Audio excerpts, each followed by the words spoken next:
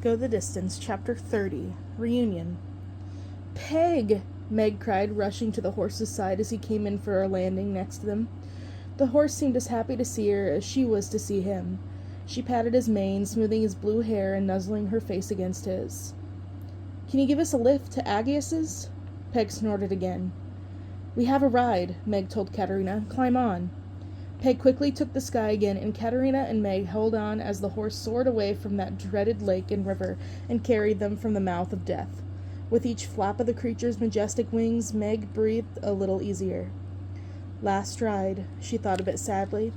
After this, Pegasus would return to Hercules, and she wasn't sure where she'd go, actually.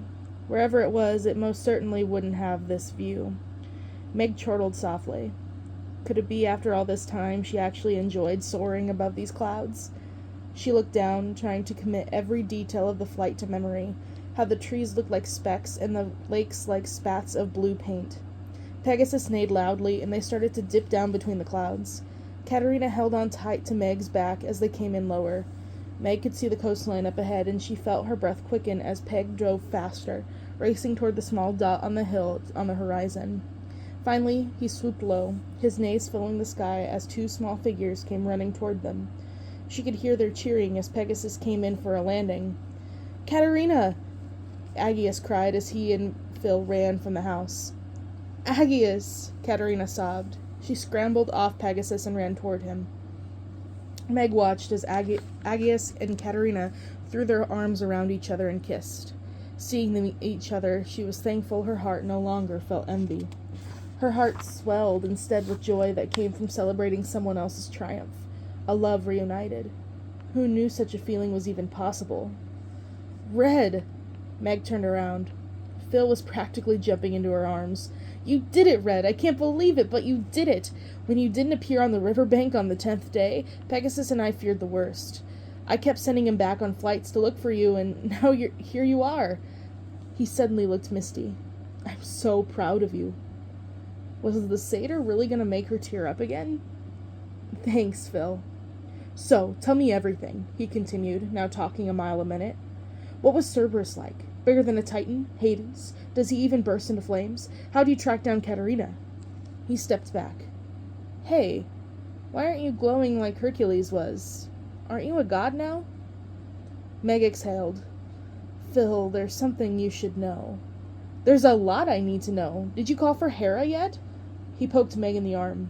"Maybe you need to square things up with her, and then they'll take you up to Mount Olympus." "Phil." Meg pulled the hourglass out and showed him the gathered sand. "I failed."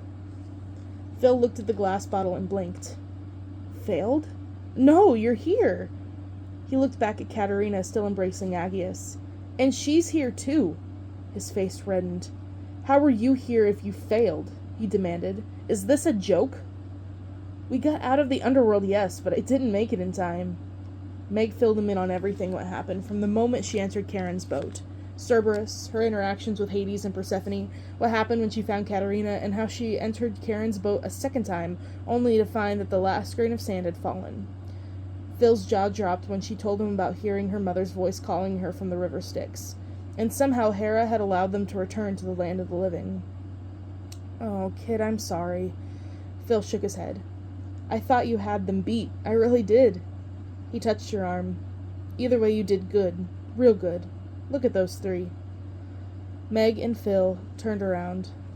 Aggias was holding Cassia out to Katerina.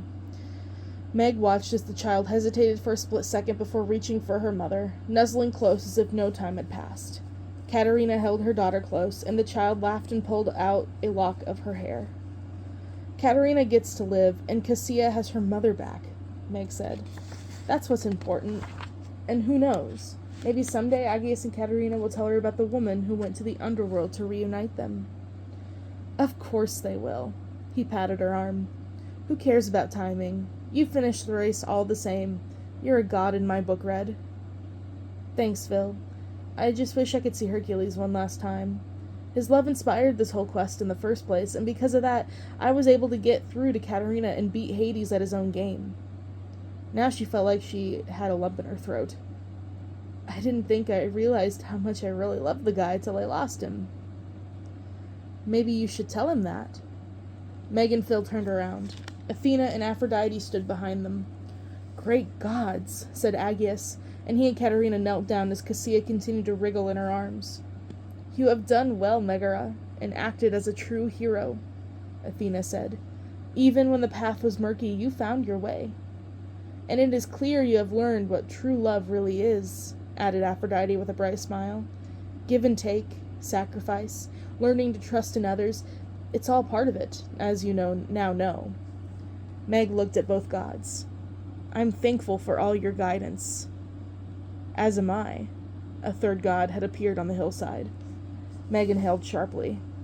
Hera. What you did in your hour of need did not go unnoticed, Hera said. You fought your way to Katerina and never stopped until she remembered the truth about her loved ones. Even when faced with adversity and the choice to save the orchid for yourself or use it to help others, you chose their needs over your own. She tilted her head and looked at Meg curiously. I thought I had you figured out, but clearly I was wrong. That's why I'm here to offer you a gift. Meg looked at her. Even though you failed to complete your quest before the sand ran out, I will allow you to see Hercules one last time. Before Meg could even comprehend what was happening, Wonder Boy had materialized in front of her. Meg, he cried, racing toward her and pulling her into an embrace. You're back! He kissed her fiercely and lifted her up in his arms. Meg placed her hands on both of his cheeks, blinking through the tears. Wonder Boy, she whispered. I thought I'd never see you again. He grinned and placed her back on the ground. I knew you could do it. I just knew it, Meg. Her smile faded. But I didn't.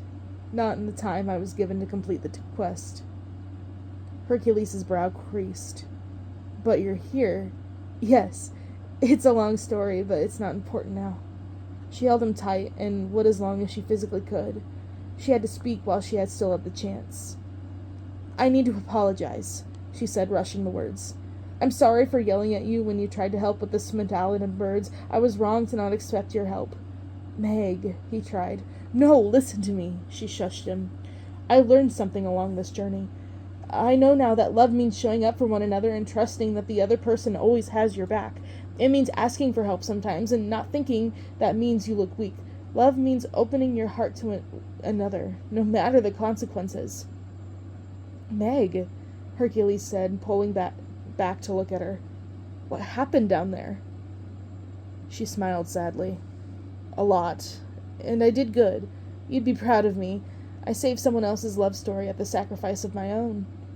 She thought again of baby Cassia and Katerina and Persephone and all those she'd managed to help, even though she couldn't help herself. She felt her voice tightened. People do crazy things when they're in love. Aphrodite let out a sob and leaned her head on Athena's shoulder. The other god did not look amused. Even Phil started to cry again. This was it. The end of their love story with Wonder Boy. She knew she'd never find another like him.